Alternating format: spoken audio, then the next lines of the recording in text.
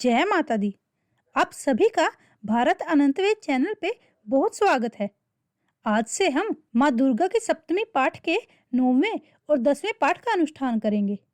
भक्तों, पाठ को शुरू करने से पहले हमारा आपसे यही निवेदन है कि इस पाठ को पूरा सुने, क्योंकि इस पाठ को अधूरा छोड़ने पर माँ दुर्गा का अपमान माना जाता है। चलिए, इस पवित्र समय के दौरान माँ की असीम कृपा को प्राप्त करें। राजा ने कहा, भगवान, आपने रक्त बीज के वध से संबंध रखने वाला देवी चरित्र का यह अद्भुत महात्म मुझे बतलाया। अब रक्त बीज के मारे जाने पर अत्यंत क्रोध में भरे हुए शुंभ और निशुंभ ने जो कर्म किया उसे मैं सुनना चाहता हूँ। ऋषि कहते हैं, राजन, युद्ध में रक्त बीज तथा अन्य दैत्यों के मारे जाने पर शुंभ और निशुंभ के क्रोध की सीमा न रही। अपनी विशाल सेना इस प्रकार मारी जाती देख निशुंभ अमर्ष में भरकर देवी की ओर दौड़ा। उसके साथ असुरों के प्रधान सेना थी। उसके आगे और पीछे बड़े बड़े असुर थे, जो क्रोध से ओंठ चबाते हुए देवी को मार डालने के लिए आए। महापराक्रमी शुंभ भी अपनी सेना के साथ मातृगणों से युद्ध करके क्रोधवश चंडिका को मारने के लिए आ पहुंचा। तब देवी के साथ शुंभ और निशुंभ का घोर संग्राम छिड़ गया। वे दोनों दैत्य मेघा की भांति बाणों की भयंकर वृष्टि कर रहे थे। उन दोनों के चलाए हुए बाणों को चंडिका ने अपने बाणों के समूह से तुरंत काट डाला और शस्त्र समूहों की वर्षा करके उन दोनों दैत्यपतियों के अंगों में भी चोट पहुंचाई। निशुंभ ने तीखी तलवार और चमकती हुई ढाल लेकर देवी के श्रेष्ठ वाहन सिंह के मस्तक पर प्रहार किया। अपने वाहन को चोट पहुंचने पर देवी ने शूर्पर नामक बाण से निशुंभ की श्रेष्ठ तलवार तुरंत ही काट डाली और उसकी ढाल को भी, जिसमें 8 चांद जड़े थे, खंड खंड कर दिया। ढाल और तलवार के काटे जाने पर उस असुर ने शक्ति चलाई, किंतु सामने आने पर देवी ने चक्र से उसके भी 2 टुकड़े कर दिए।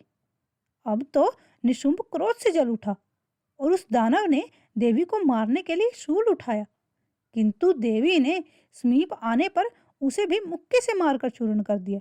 तब उसने गदा घुमाकर चंडी के ऊपर चलाई, परंतु वह भी देवी के त्रिशूल से कटकर भस्म हो गई। तदंतर दैत्यराज निशुंभ को फरसा हाथ में लेकर आता देख देवी ने बाण समूहों से घायल करके उसको धरती पर सुला दिया। उस भयंकर पराक्रमी भाई निशुंभ के धराशायी हो जाने पर शुंभ को बड़ा क्रोध हुआ और अंबिका का वध करने के लिए वो आगे बढ़ा। रथ पर बैठे बैठे ही उत्तम आयुधों से सुशोभित अपनी बड़ी बड़ी 8 अनुपम भुजाओं से समूचे आकाश को ढककर वह अद्भुत शोभा पाने लगा। उसे आता देख देवी ने शंख बजाया और धनुष की प्रत्यंचा का भी अत्यंत दुस्सह शब्द किया। साथ ही अपने घंटे के शब्द से, जो समस्त दैत्य सैनिकों का तेज नष्ट करने वाला था, संपूर्ण दिशाओं को व्याप्त कर दिया। तदंतर सिंह ने अपनी दहाड़ से, जिसे सुनकर बड़े बड़े गजराजों का महान मद दूर हो जाता है, आकाश, पृथ्वी और 10 दिशाओं को गुंजा दिया। फिर माँ काली ने आकाश में उछलकर अपने दोनों हाथों से पृथ्वी पर आघात किया। उससे ऐसा भयंकर शब्द हुआ जिससे पहले के सभी शब्द शांत हो गए। तत्पश्चात शिवदूती ने दैत्यों के लिए अमंगलजनक अट्टहास किया। इन शब्दों को सुनकर समस्त असुर थर्रा उठे, किंतु शुंभ को बड़ा क्रोध हुआ। उस समय देवी ने जब शुंभ को लक्ष्य करके कहा, ओ दुरात्मन, खड़ा रह, खड़ा रह, तभी आकाश में खड़े हुए देवता बोल उठे, जय हो, जय हो। शुंभ ने वहां आकर ज्वालाओं से युक्त अत्यंत भयानक शक्ति चलाई। अग्नि में पर्वत के समान आती हुई उस शक्ति को देवी ने लूके से दूर हटा दिया। उस समय शुंभ के सिंहनाद से तीनों लोग गूंज उठे। राजन, उसकी प्रतिध्वनि से वज्रपात के समान भयंकर शब्द हुए, जिसने अन्य सब शब्दों को जीत लिया। शुंभ के चलाए हुए बाणों के देवी ने और देवी के चलाए हुए बाणों के शुंभ ने अपने भयंकर बाणों द्वारा सैकड़ों और हजारों टुकड़े कर दिए। तब क्रोध में भरी हुई चंडिका ने शुंभ को शूल से मारा।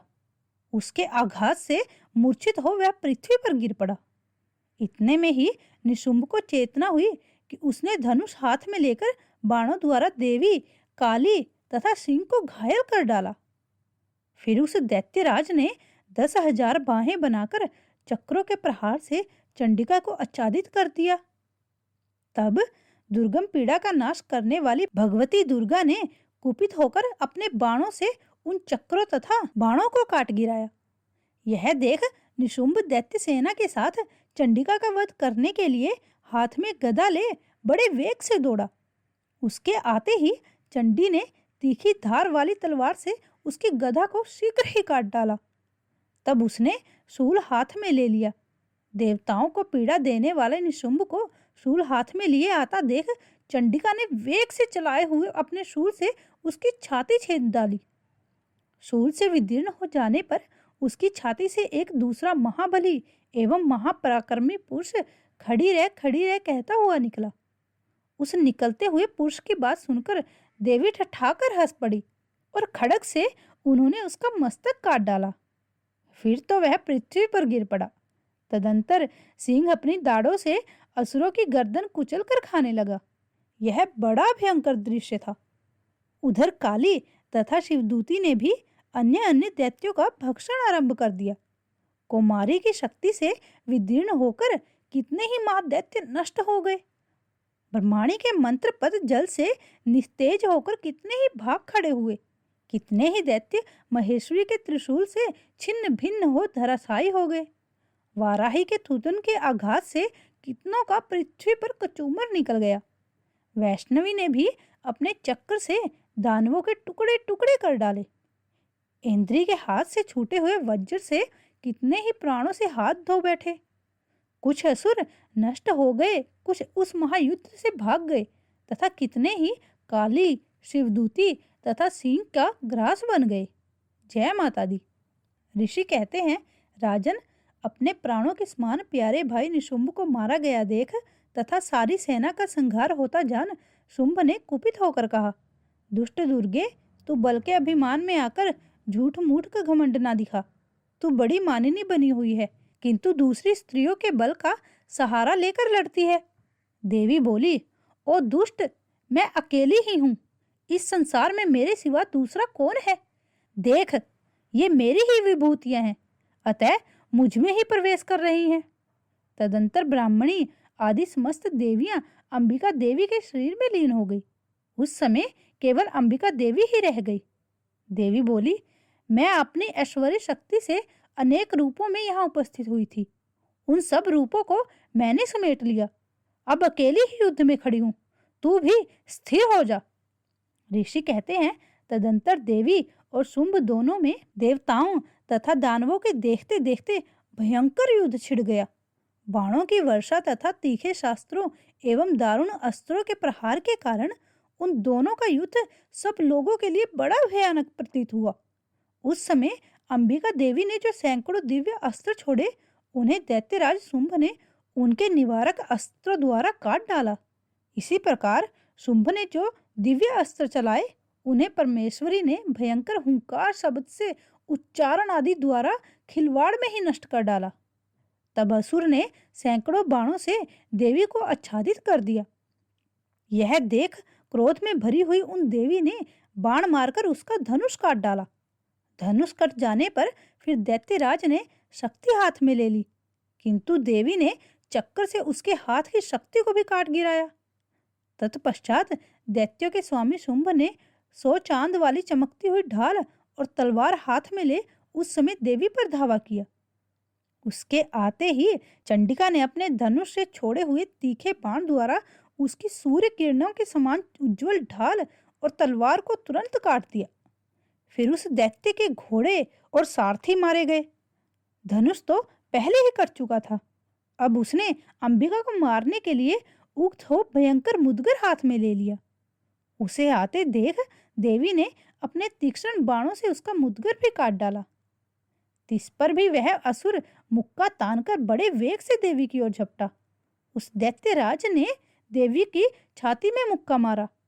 तब उन देवी ने भी उसकी छाती में एक चाटा जड़ दिया।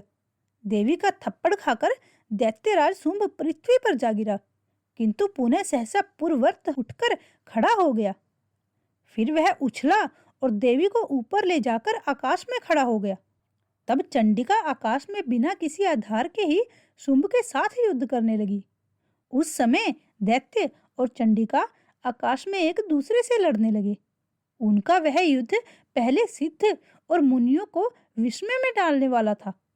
फिर अंबिका ने शुंभ के साथ बड़े देर तक युद्ध करने के पश्चात उसे उठाकर घुमाया और पृथ्वी पर पटक दिया।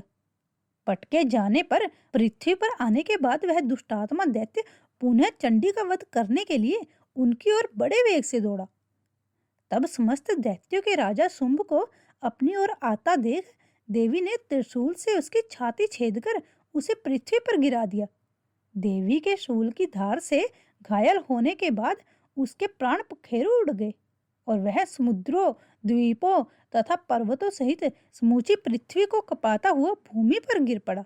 भक्तों, उस दुरात्मा के मारे जाने पर संपूर्ण जगत प्रसन्न एवं पूर्ण स्वस्थ हो गया तथा आकाश स्वच्छ दिखाई देने लगा।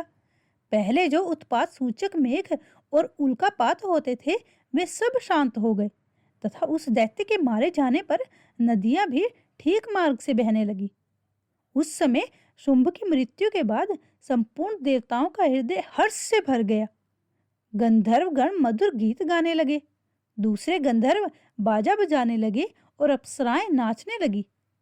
पवित्र वायु बहने लगी, सूर्य की प्रभा उत्तम हो गई, अग्निशाला की बुझी हुई आग अपने आप प्रज्वलित हो गई तथा संपूर्ण दिशाओं के भयंकर शब्द शांत हो गए।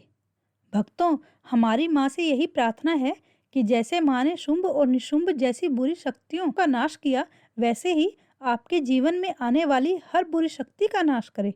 आपके दिए हुए सुझाव पढ़कर हमें बहुत प्रसन्नता होती है। आशा है कि आप अपना स्नेह हमारे चैनल पर ऐसे ही बनाए रखेंगे। जय माता दी।